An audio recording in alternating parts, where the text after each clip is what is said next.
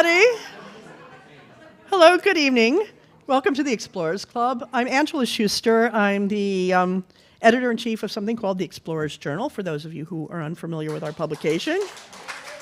And I had the joy when I heard about the cicada emergence of calling, of course, I have a Rolodex filled with everybody who knows everything about cicadas. So naturally, I started picking up the phone. And I'm going to introduce them in a minute. How many people here are at the Explorers Club for the first time? Okay, well, this is a welcome to the Funhouse. We were established 120 years ago in 1904. It was originally basically polar boys. It was all about the race to the North Pole and the South Pole. And eventually we realized that people wanted to go other places, including Teddy Roosevelt, who wanted to go over the River of Doubt. Anyway, it's a great organization, and you won't find anyone who's simple-minded here. That's all I can say. And we can claim within our ranks the first to the North Pole. Well, that's still a fight, but yes, everybody made it to the North Pole. South Pole, first to the moon, first to the Challenger Deep, the deepest place on our planet. And anyway, we want to say welcome. So without further ado, I would like to introduce tonight's entertainment, and that is Chef Joseph Yoon of Brooklyn Bugs, and the magnificent David Rothenberg, who is a total polymath. I think I met David when his book, 1,000 Mile Song, came out on whale music. And we also have Matthew Wolkow, who's a filmmaker, who's been doing things cicada. Anyway, since what I know about bugs, you could put in your eye with no discomfort, I will turn it over to them, and we can all bug out. Anyway, welcome, Mel.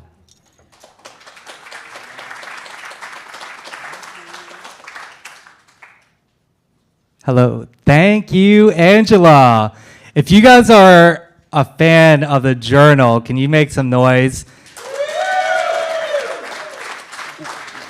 When I just love sharing the journal with people because it is just so striking with the images and the stories, and Angela does such a wonderful job as an editor of the journal. So thank you very much for hosting this event, and to the Explorers Club.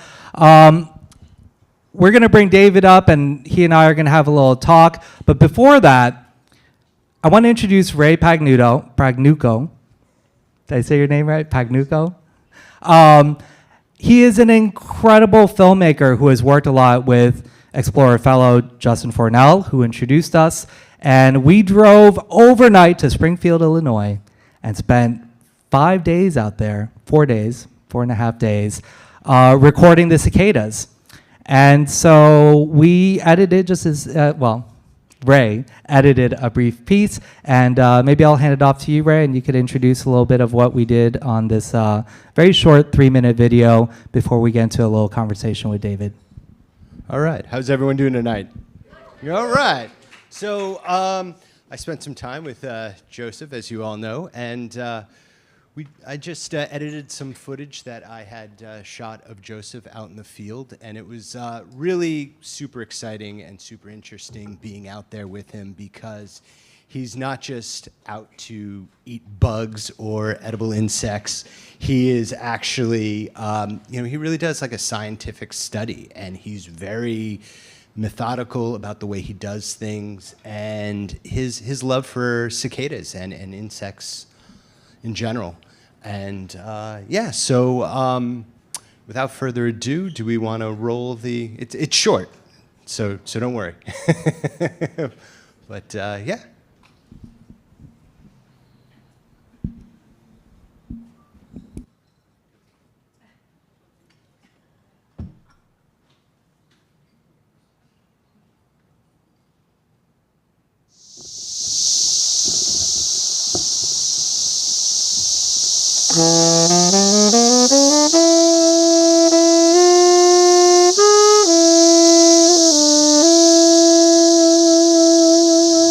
If it were just the notion that you can eat cicadas, I think that's just like a novelty story. But the fact that there's a great purpose behind eating insects, not only for human consumption, but in the area of insect agriculture. And how can it work alongside other agricultural systems and address the United Nations 17 Sustainable Development Goals?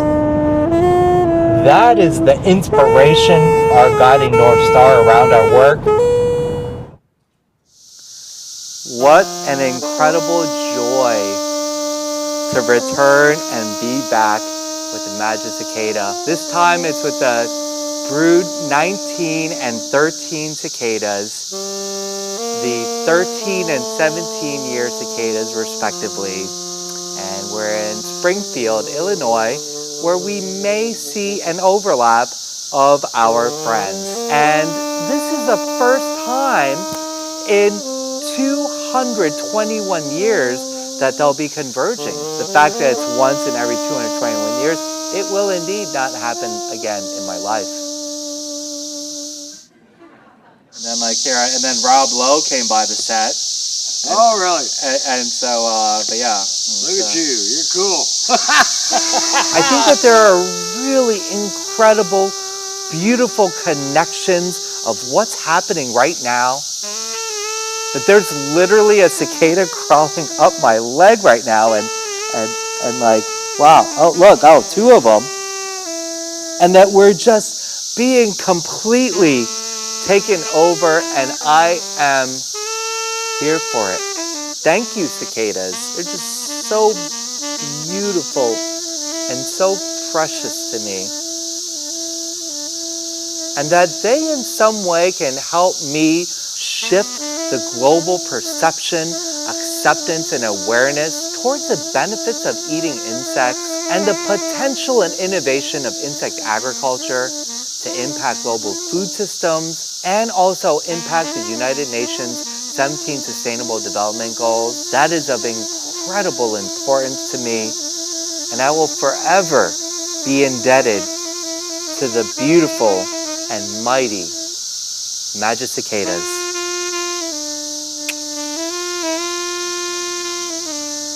Bye now.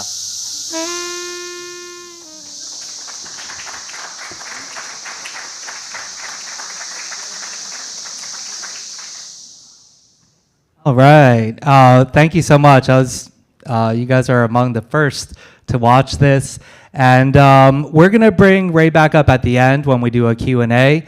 But first, I'd love to introduce David Rothenberg.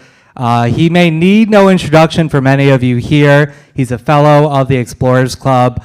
I was a big fan of his in 2021 when he wrote this big opinion piece in the New York Times about playing music with the cicadas. And I was like, oh my God, I must meet this man. Philosopher, author, professor, genius, scientist, musician, all around like amazing man. Please welcome David Rothenberg.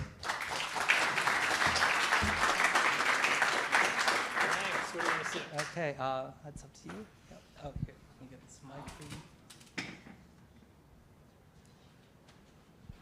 you. All right. Thanks everyone for showing up here. This is great. We're gonna be eating cicadas later. And you know, Joseph has told me everything you know about eating cicadas is wrong. So we're gonna learn new stuff today about this amazing opportunity. And I confess I've never eaten a cicada myself. I've eaten some other bugs. But wait, tonight's gonna be your first night? It's gonna be the first time, and you're gonna be there. Wow. I'm ready. And but I have been interested in them for a long time. I think I was born in a cicada year, so some of my friends say, oh, you're a cicada boy. And they came out when I was born. And then when I was 17, they came out in Westport, Connecticut, where I was growing up. And I said, oh, okay. And then when I was 34, they came out in Cold Spring, New York, where I live now. And I wrote a poem about them, and I kind of brushed it aside. And then I started playing music with different creatures, became what some call an interspecies musician. And I wrote a book on birds called Why Birds Sing, and a book on whales called 1,000 Mile Song, and later it was changed to Whale Music.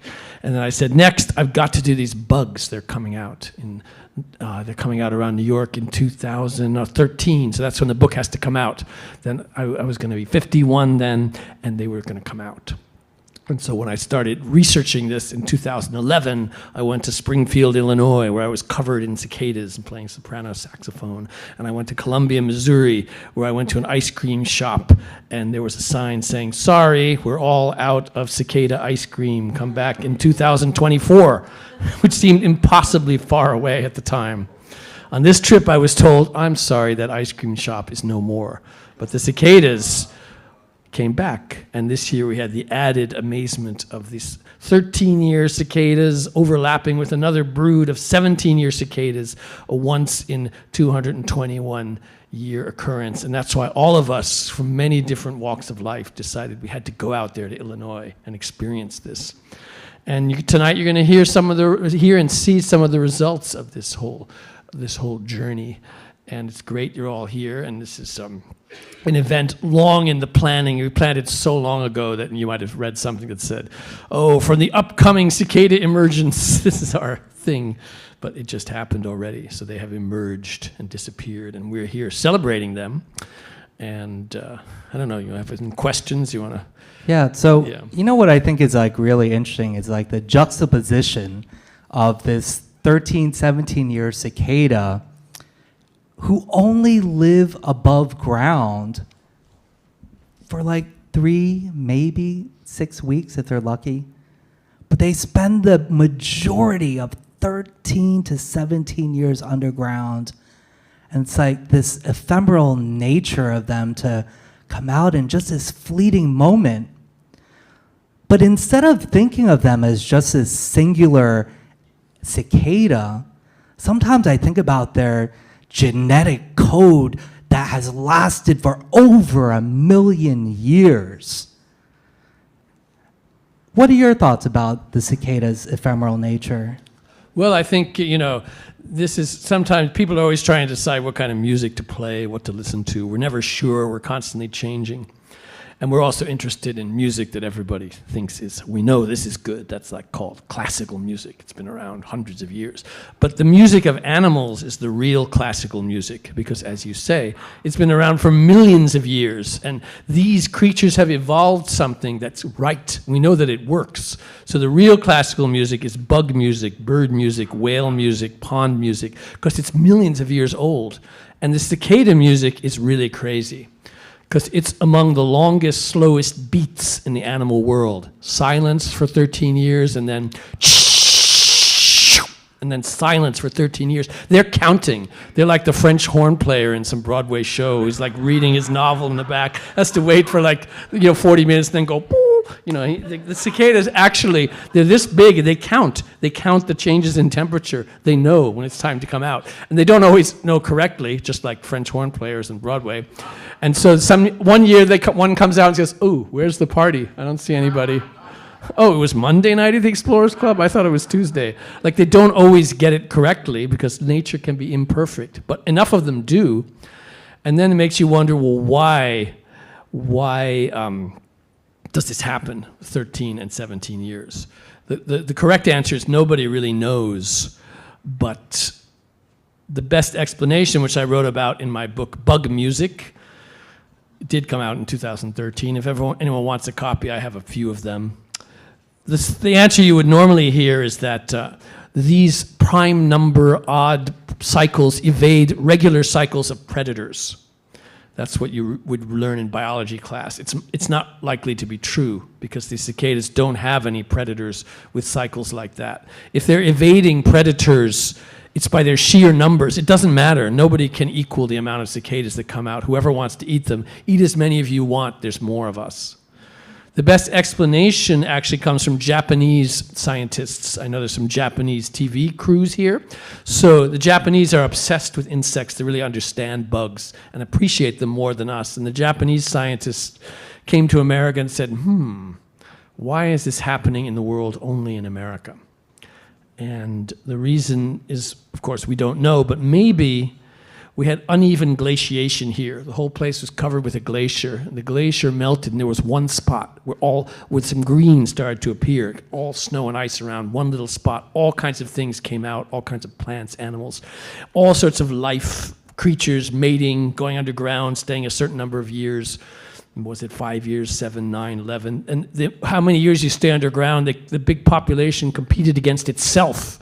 And if you run a model of ecology, populations competing against themselves, the prime number ones will win out. This is a bad explanation, I know, but that's my interpretation of the science. And so you could have had, you could have had 11, 13, 17, 19, 23, but those are extinct, and we just have 17 and 13 left.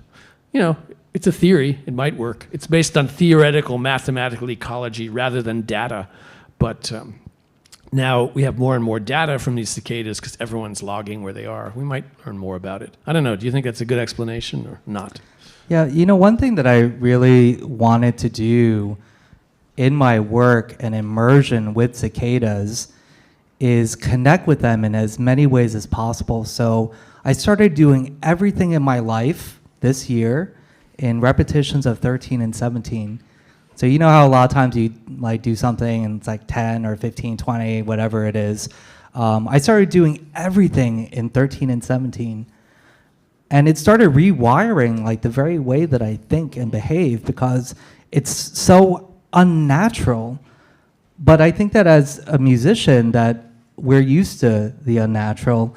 And perhaps I could make a request that I'm sure would be echoed by many people here. I believe you have your clarinet. I have some instruments here. Yeah. Some instruments. Yeah. Do you would you mind playing a little? Okay. Well, first I'm going to tell you the musicality Please. of cicadas. You know, these cicadas are named in Latin magicicada because when they named these things in the beginning of the 19th century, they knew there was something magic that they would come out every 13 or 17 years. So when they come out, 3 species come out in an emergence. And the most famous sound is Magicicada septendecim. They make the pharaoh sound, like pharaoh, pharaoh. And if you have millions of them, which you actually do, you just hear, they make this drone in the background, this tone. That's the septendecim. 2 other species come out at the same time. There's Magicicada cassini, and one of them goes, that would be one cassini. There were a lot of cassinis in the Midwest this year, more than the other ones when we were there. And when they get all together, they find a way to synchronize. They make this wave-like sound. They go, shh. So you imagine that against the drone. And then there's a 3rd species, Magicicada septendecula. I know this is like technical information. You might not want to hear it, but they make this rhythm like So you have 3 musical strategies used by animals evolved millions of years ago, and they need these strategies to tell one species from another, so there are no accidents and they mate with the wrong cicadas. And this is the simple story, but the more complicated story is we could get into later, or you can just read the book and learn about it. But I'm going to play you what it's like to hear these things. Here, for example, just some cicadas. All 3 species are here.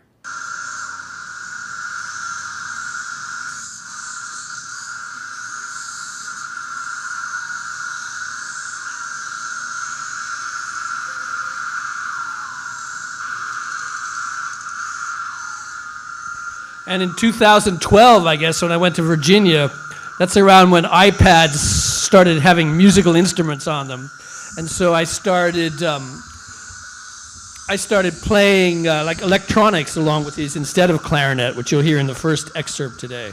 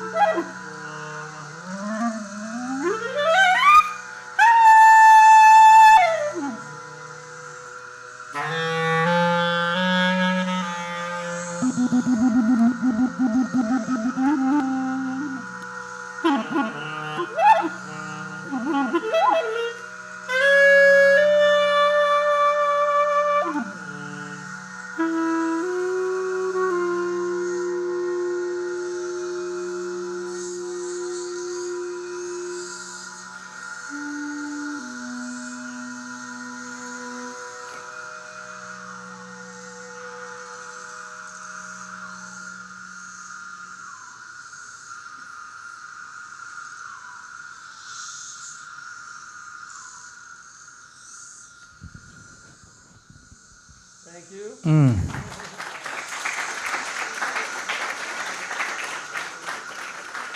You can get a small idea of why I'm such a big fan of David's, even with this very small sample. Really exquisite. May I ask you a question? Sure. What goes on in your mind when you play that? It's very humbling, I'd say, to be one musician among millions, and to think about like why? You know, the cicadas don't care about another sound. They even make sounds they can't hear. They can't even hear the sounds they're making. They're feeling some vibration out of it. And this was the puzzle that John Cooley and David Marshall thought about in the 1990s, maybe early 2010s, when they said, how can the females find the males who are making this sound? There's too much going on. There has to be more going on. And although the received wisdom was that only the males make sounds, in fact, the females are making a totally different kind of sound.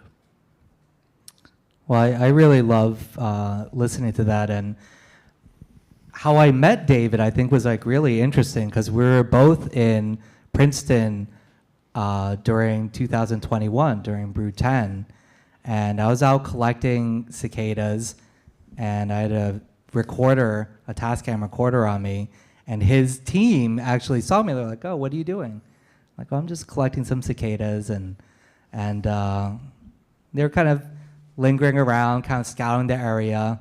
And I was like, "What are you doing?"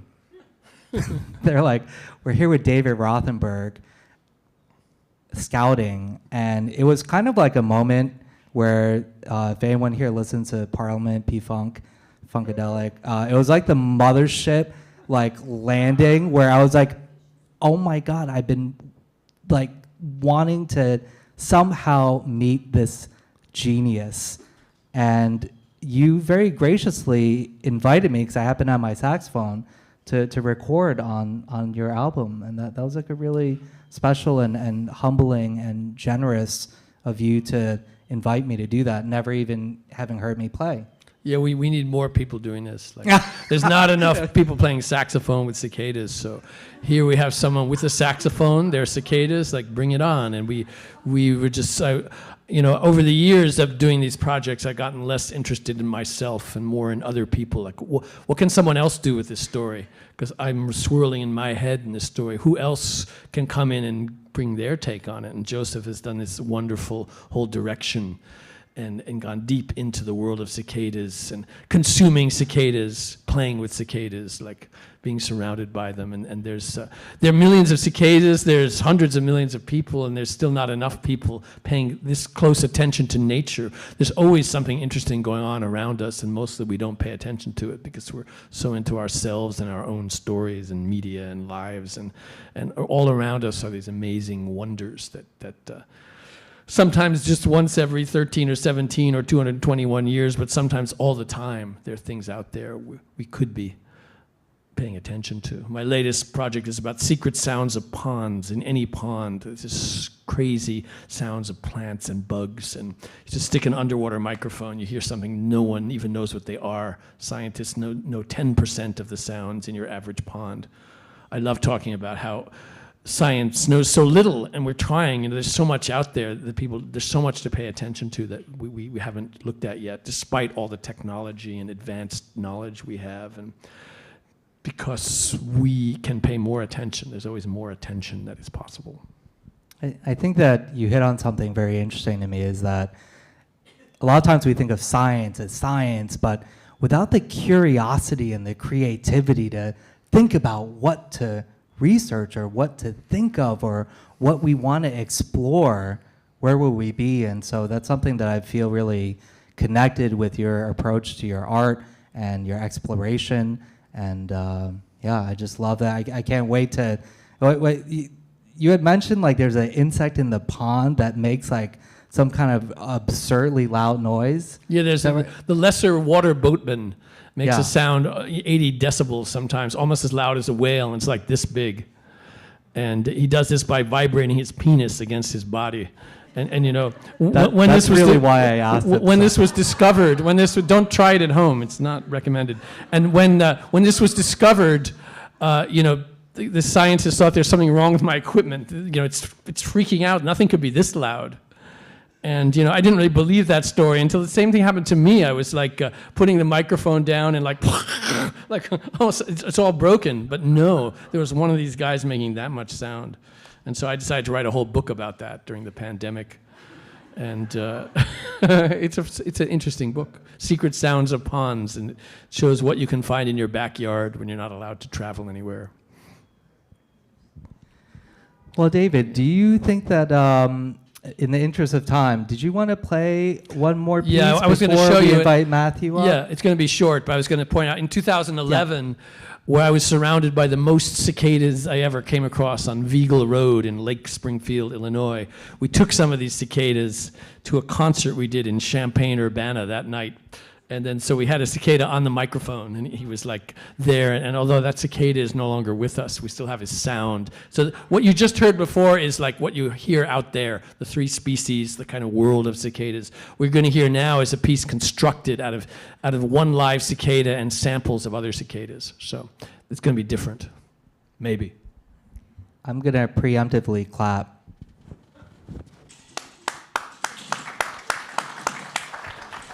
David Rothenberg.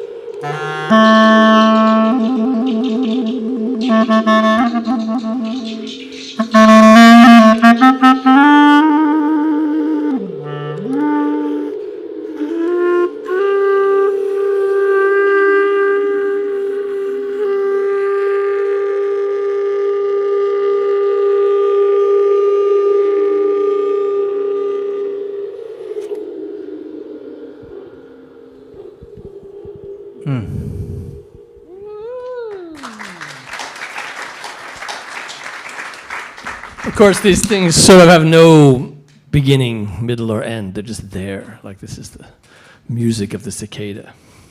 Is it music? What makes it music? People always ask me that. I would say a lot of animal communication is much closer to music than language because it has form, shape, emotion. Boo, ooh, ooh. But it's not conveying like information you can really translate. It's this performance. The septendecimals have to make that sound. And they don't just make it alone, they make it among millions of other ones of their kind. They're just performing this. If you try and say what it's for, oh, it's for mating, oh, it's for communication, oh, it's for something. It doesn't matter. It's the performance, the sound, the emotion, the shape of it. Ooh. Yeah, it may be simple by human standards, but they've waited like 17 years to make this sound. That's pretty cool. Amazing. Thank you so much, David. Really is special, like to sit here and feel like the reed vibrations of the clarinet, along with the cicadas. really is a singular and really very special experience. Thank you. Thanks for being able to do this. Yeah. Do you want to introduce your friend, Matthew? Yeah, I think it was in 2020. I got this mysterious email from someone named Matthew Wolkow. He was in Montreal in Canada. Said he was making this film about cicadas, and he thought that maybe I should be part of it. And I said, yeah, sure. What do you want to do? And it turned out what he wanted to do was this very mysterious, kind of arcane, artistic journey, which, because it was COVID, he wasn't even allowed to film. He was trapped at the Canadian border. He sent a friend of his, Jean-Jacques, who had been exiled from Canada since being a child, didn't speak French, grew up in Ecuador. He was in New Mexico. He sent Jean-Jacques. He said, you go meet Jean-Jacques at this meadow in Maryland. There'll be some sound recorders there. This is the place. You just show up on this day at this time. We said, okay. And so we went there and we shot this scene that you're going to see. And Matthew, is a true artistic thinking filmmaker. He spent several years working on this story to try and make sense. How do I convey the different cicada sounds, the synesthesia, color, image, music? And so he's going to explain a little bit about how he is going to do that, and then you're going to see this clip from it. So thanks. Matthew Wolkow. Thanks, David, and thanks, Joseph, and thanks everyone at the club here. And thanks for having me. So I'm all alone all of a sudden. Stay with me, guys. Come on, both come. I want to see it. Oh, okay, maybe, okay, that's good. Okay, it's good, it's all good. But a bit like Joseph was saying, I found out about David, and I was planning for several years, 4 or 5 years, this 2021 Cicada Emergence Brood 10 or Brood X, depends how people call it. And I wrote to David and out of admiration, and then we started to plan for that. And as David said, actually what he did describe, what happened with Jean-Jacques, is actually true. So it was complicated, but at some point, I said, well, I got all these people, and Jean-Jacques was having to leave, where he was also going to some funerals there, and he was in a part of his life where he was moving, and I said, well, I have these individuals, and at the beginning there was not 17 of them, but we figured out later on in the film, by odds, it was 17-year cicadas, and we've met 17 people, and David was one of them. And then so I said to Jean-Jacques, well, I'll do these Zoom interviews, and you go out and record those silent portraits of people, and record a performance with David. And then that was it. So 3 years later, we now have a 75-minute film. My colleague on this, Jean-Jacques, is not here. He's now shooting his film in Ecuador. And another film of his, but I'll show you a bit what was the thinking behind this project and how things came together. And it does speak about what we spoke earlier with music and sound and the different species of the cicadas. And yes, so by the way, we just came also with Edwin, who is there in the room, is also a poet, because me, David, and Edwin, we were in Illinois. We didn't cross paths with Joseph, which is just so hard, but we were around the same. we were in the same area, and maybe the cicadas were too loud. We didn't see each other, but I don't know what happened. But we just came back from this trip where we recorded some more stuff, and that was my first true encounter with the cicadas. But I'll just speak about what I did with this very unique pandemic film with my friend Jean-Jacques. So what was interesting in meeting David was that I read his book, and I saw what he did in 2013 in Illinois, in Springfield, and there's some video recording online and some photographies if you want to look at them. And so I learned about that, and what I found fascinating was that Brood 10, 17-year cicadas, have 3 species, which, like David explained earlier, have 3 distinct sounds. The Pharaoh species, the Casanaya, which you tsh, and then the Septendencula, which you tsh, tsh, tsh, tsh. So then I started to think, oh, that's interesting. It's rhythm, it's vibration. What can I do with that, with the film? And so you see now these three species we've been speaking about. So you have the sim cicada, which is the one that has the bigger orange stripe on the right. In the middle, with the small orange stripe, is the Kula one, and the Cassini is the one that has the black abdomen. So you have the three species of the brood 10, which also these species were found in 2024 in the emergence that ended a week ago about.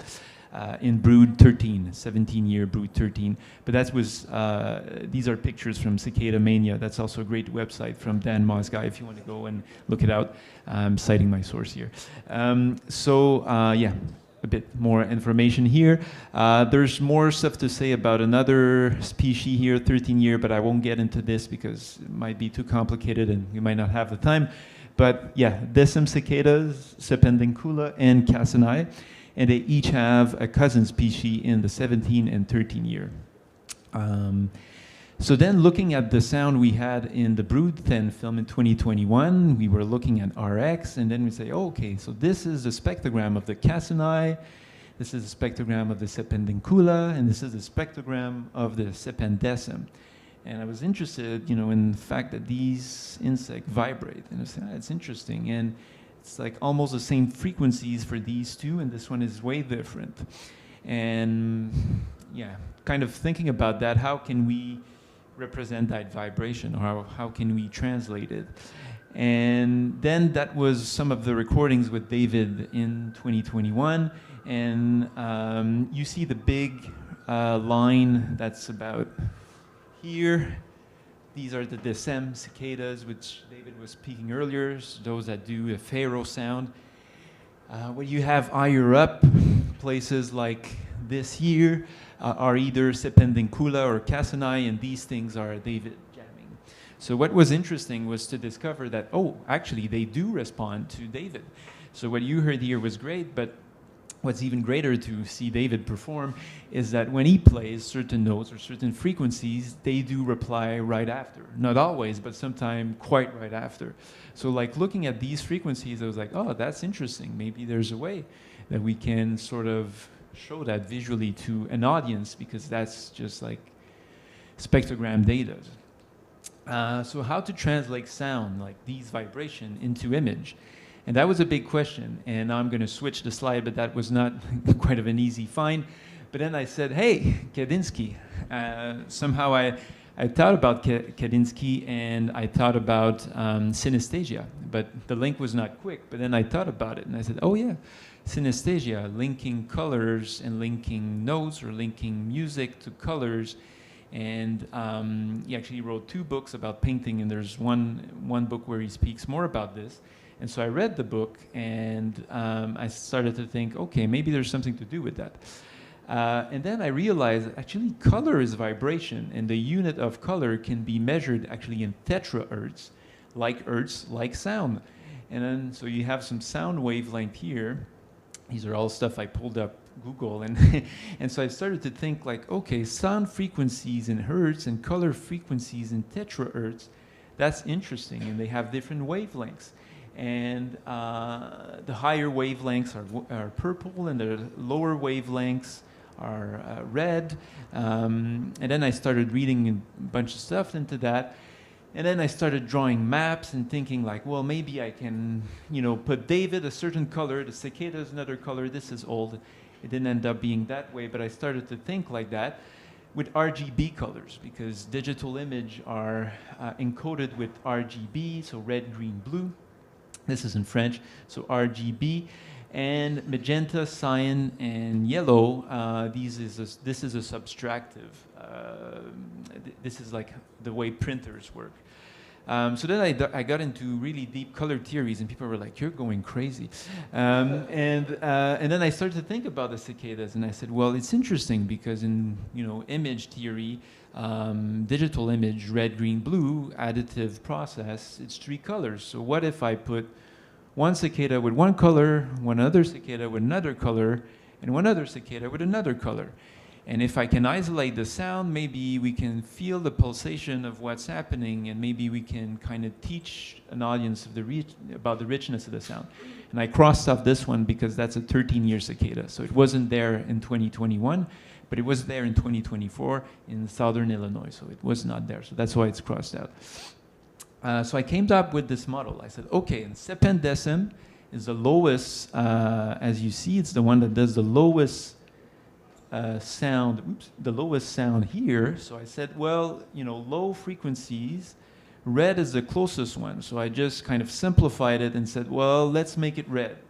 And then the one that goes in the higher notes, the castanai, let's make it blue, the color that has the highest frequency. And then maybe let's put the other one green. So again, this is very oversimplified, but that's what I sort of came up with. And throughout the film, there's various instances where throughout the 75 minutes film, there's interviews, there's all kinds of things, but with Jean-Jacques, what we tried to do is to kind of teach the audience that, this was to come. So you see a bit of the red wings of the red cicada, the sependecim, there's a blue one, there's a green one. So we isolated the sound, and we tried to build something throughout the film that there's little hints so the audience can pick up and see what's going on. So then you see here, like in red, that's the sependecim, in white, that's David, in green, that's the sependencula, and in blue, that's the castanai. So that's actually, this is what's happening. And then I was thinking, how to translate that into image. And then I got a friend who's a computer whiz, and he built a plugin, and then we started jamming on things and many back and forths, and we came up with this sort of legend. So throughout the film, there's different instances where, and this is also based on David's book, where we see the numbers of the frequency, we see the cicada that's associated with it, we see its name, we see a visual representation of the sound, so we kind of get a hint of what's going on. And I did that actually there's different moments in the film, and it happens more than 3 times, where you have this building up. So an audience that doesn't know is not told actually what's happening, but you kind of guess, okay, that's a higher note. Okay, this is what it is. You can't see here well with the light, but you can actually read the name of the cicada there and the sound that it does. And I did the same for the 3 cicadas. Like that. All this building up to the sequence with David when he performs, and hopefully that's the moment when, that's again simplified here, but if he does a note and the castanai cicada responds, then the blue pixel in the image sort of gain intensity, and same with the green, or etc.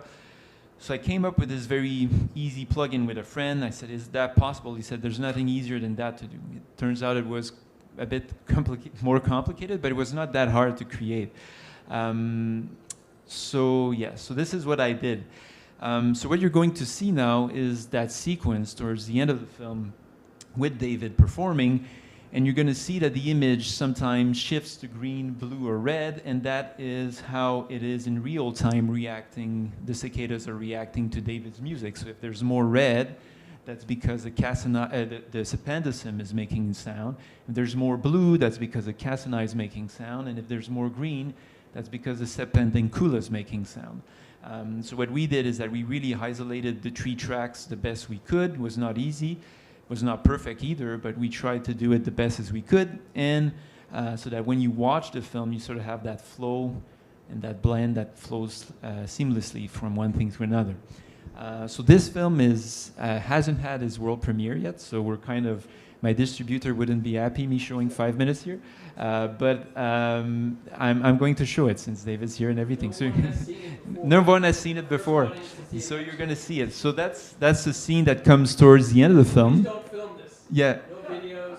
Yeah, they are aware of it. So we're showing bits of this here. So it's a 5-minute excerpt. I do have to say that we also towards the end, especially, we kind of went crazy with the effects and things. And I haven't experienced it, tested on an audience, but some people that have photosensitivity, or some people that are sensitive to strobing, flashing, flickering lights, I would strongly advise, actually I don't want to hurt anyone, so I would strongly advise not to watch this, because it's very flickery. So here it goes.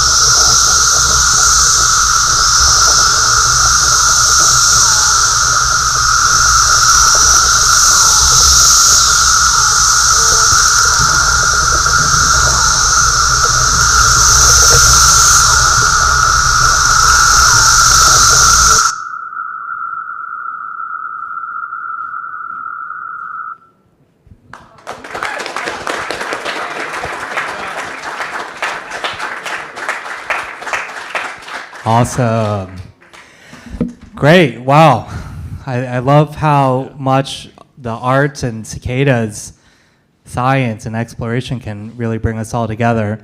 In the interest of time, we're going to keep questions, if you have any, to 5 to 10 minutes. And then I'm going to introduce the dishes that we're going to be serving. And we're all going to be hanging out and happy to continue our conversation in the library as well. But for now, Ray, if you want to join us up here as well. And if anyone has any questions for any one of us, we're happy to answer any questions.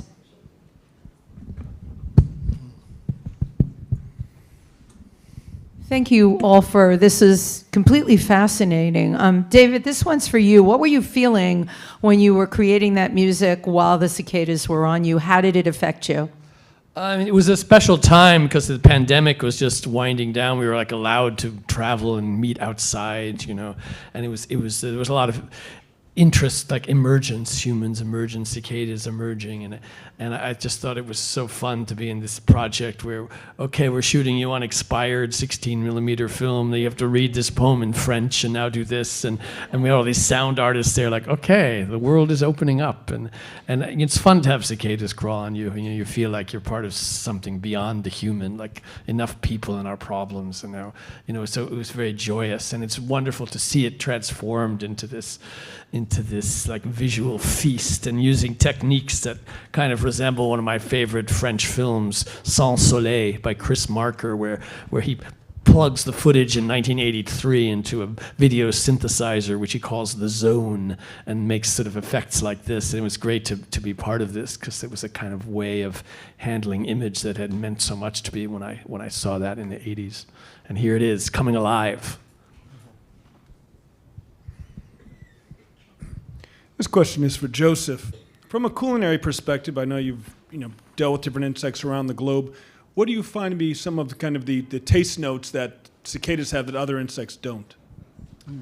Yeah, I love that you're asking, especially because we're going to be sampling some cicadas here. And if you think about the life cycle of a cicada, they live underground for 13 to 17 years, underground, feasting on plant and tree xylem. And so it's going to have a very unique vegetal quality to it. And then it also has a certain nuttiness that is like somewhat common in a lot of insects. But what I found really interesting is that the terroir is going to greatly impact the flavor profile of the cicadas. The what did you say? The terroir. Terroir. So if you think about wine, what's in the air? What's the minerality, the soil? And all these things are going to impact the cicadas. And so in the same bag of cicadas that I've collected, they could have very different and unique flavor profiles. And among the more interesting is a floral quality from the pollen sometimes when I collect the cicadas from a flowering area. And so I'm not guaranteeing that's how your cicada will taste, but if you do, I think it's very special. And I encourage you all to I don't want to be parental about this, but chew your food a little extra, because cicadas have a very distinct flavor from the beginning and middle and the end, and a lot of food does actually. And so I encourage a really great mastication, and it will bring you greater pleasure with the cicadas. Let's get Felix over here with that. Yeah. Thank you. Just a quick question. We talked earlier about the difference between capturing an environment and embodying. So if you could just, Matthew in the film, and David actually talk about, instead of just witnessing something, but actually using the medium to portray the experience as opposed to just recording it. Good question, Edwin. Edwin was out with us a few weeks ago, adding his performance, embodied poetry to the whole experience. So he has a lot of practical, interest in this question. And for me, like I've never been one to just want to document this phenomenon. I want to join in. I want to figure out how to be part of it. And of course, the cicadas have no need for me. It's pure human Anthropocene hubris to think we actually matter to them. They don't care about us.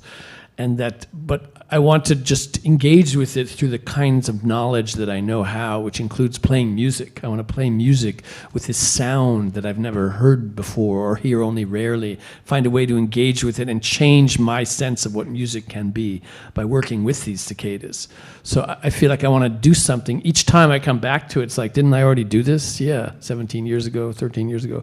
But I want to do it again and renewed and in different ways of engagement, and constantly not sure of what I'm doing or what might come out, but willing to try for something else. Yeah, in a similar fashion, you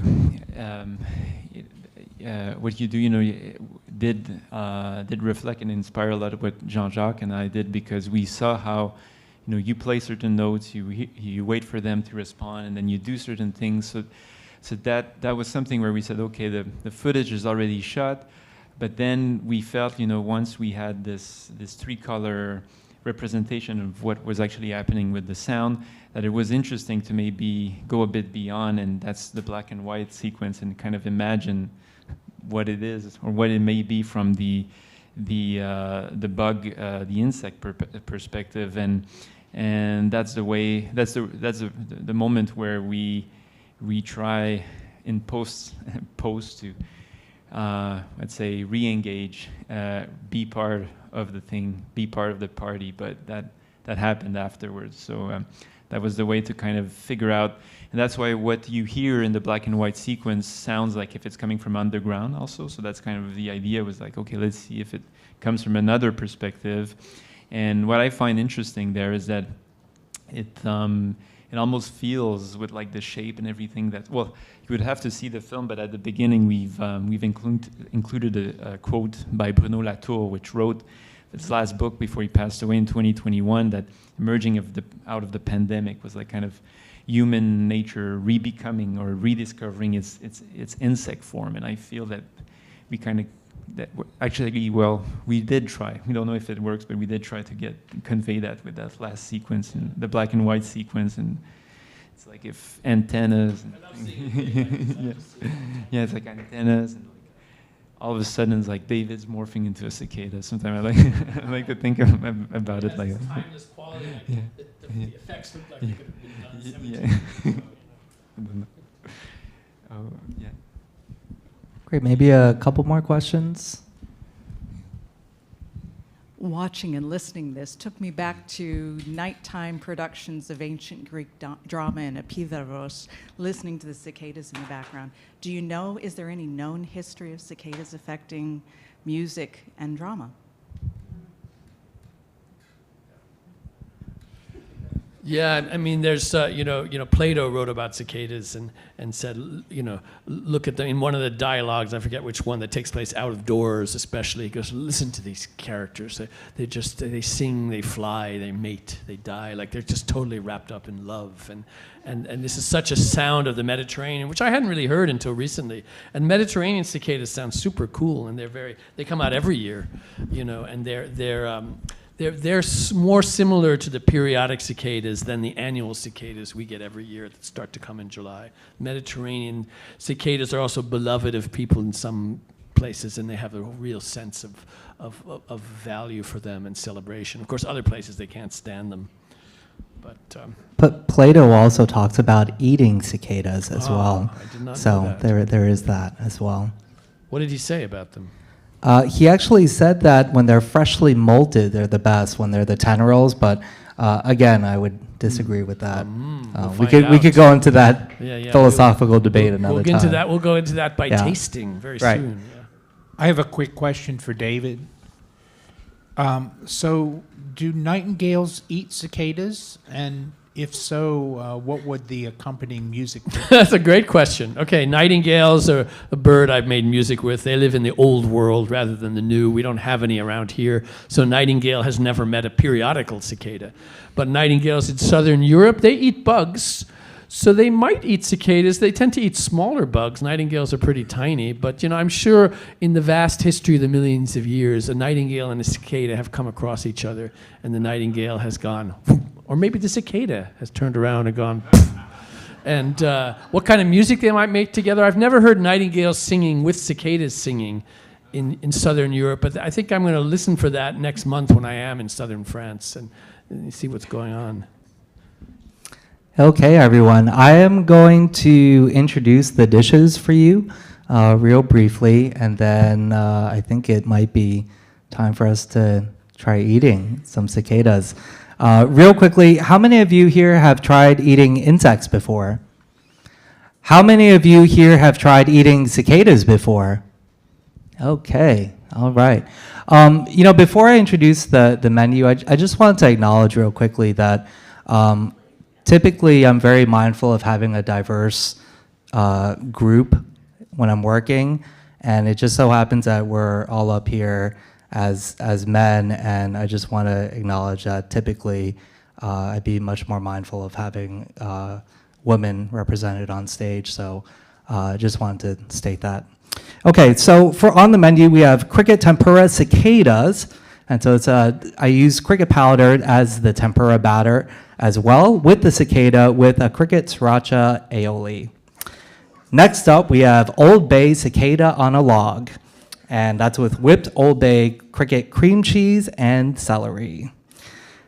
This is something I'm particularly really proud of and something that is very near and dear to me, cicada chive kimchi, and I'm able to replicate the umami and the depth of flavor utilizing cricket powder instead of using fish sauce or oysters or different sort of arthropods. And so this is something that I'm particularly really happy about. And so the cicada chive kimchi is with seasoned rice and roasted seaweed. And then I have a few sweets for you, cricket chocolate choux, cricket chocolate brownies, and then for the cicada sweet, we have a chocolate and sticky caramel cicada. I'm warning you that it's sticky because when you pick it up, that caramel is sticky and it's chocolatey. And then we also have Bill, who does all the amazing catering for us here at the Explorers Club, who has a spread out as well. And so we will all be out there, happy to answer your questions. If you guys would give one more round of applause to Angela for all her work in celebrating the Explorers Journal. Where is Angela? And David, any last comments? Words? Thanks so much for coming out, and I think you can see the world celebrates the cicada as the human world has for thousands of years, and we're continuing the celebration. I think we're entering a new era of greater appreciation from the cicada through Joseph's work and Matthew's and Ray's. And so I'm really glad that we're all here, and please enjoy, celebrate, listen when they come out, the annual ones in the coming weeks, and eat if you're hungry. So. Wait, Angela, did you? Don't you have a signature drink with the cochineal? You know, I wasn't sure what we ended up with. Did we do a cochineal drink or did we do the grasshopper drink? No, it was the Negroni, I think. Oh, right. Oh, wonderful. We did do that. Okay, so the reason why we wanted to share a Negroni tonight, do you know why? It has insects in it. Did you know that Campari has crushed cochineal? It's a crushed insect that's also labeled as carmine or red food dye. So whether you knew it or not, but that's also on all the red food, a lot of red food dyes with like carmine or cochineal, which is an insect. And also the outer coating of a lot of candy, fruit, and vegetables is made with shellac, which is an insect secretion of the lac insect. So we've already been eating a lot of insects intentionally. We just call it something else. So, okay, yeah. So thank you, everybody. And bug appetit. Big thanks to the Explorers Club, to our AV guys in the house, Thanks everybody a lot. here. Thanks, Alex. Yeah. Thanks, Felix.